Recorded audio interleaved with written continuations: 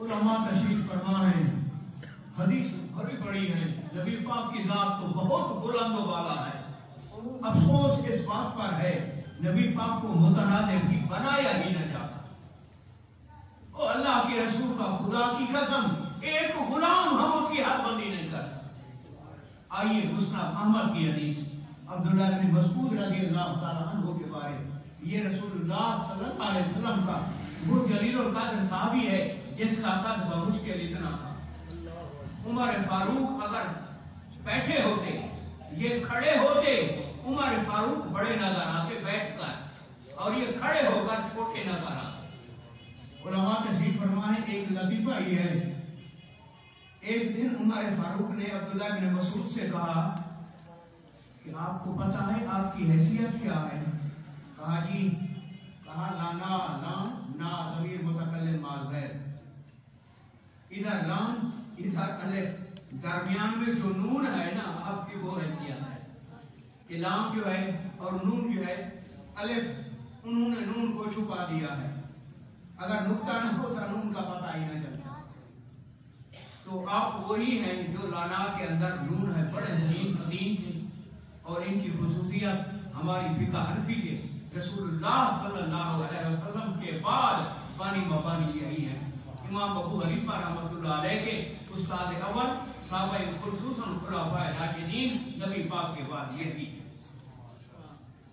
तो कहते हैं हुजूर बात ठीक है, मेरी हैसियत लाना वाले नून की है, लेकिन इतना फरमाएं कि लाना से अगर नून निकाल दिया जाए फिर क्या होता है?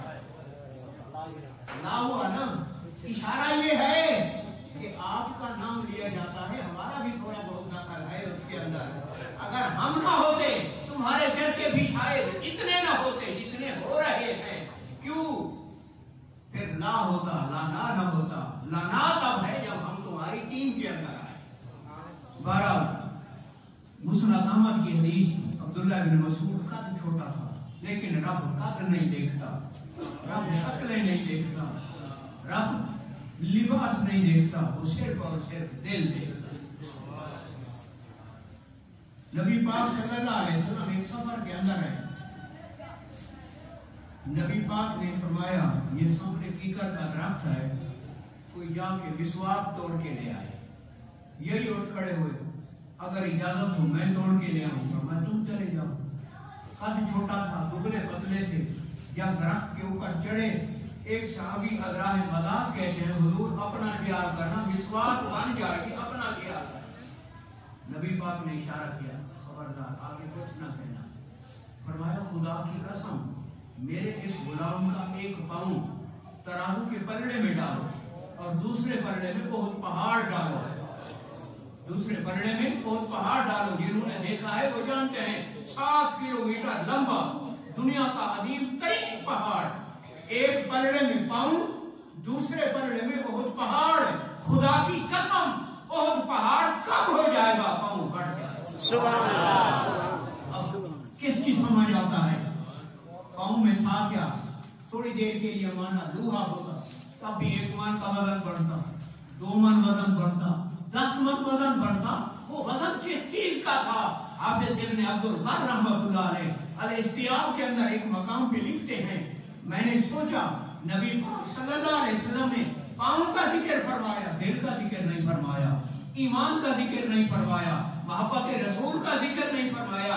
शायद ये इशारा फरमाया हो और लोगों मेरे गुलामों का ईमान ना तोड़ा करो, मेरे गुलामों की मोहब्बत ना तोड़ी करो, पाँव तक रहो, आगे ना जाओ।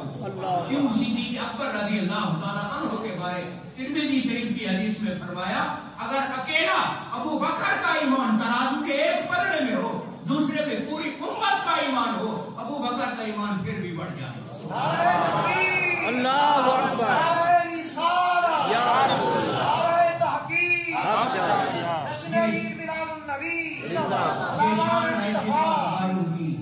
ये शान है खिदमतगारों की, सरदार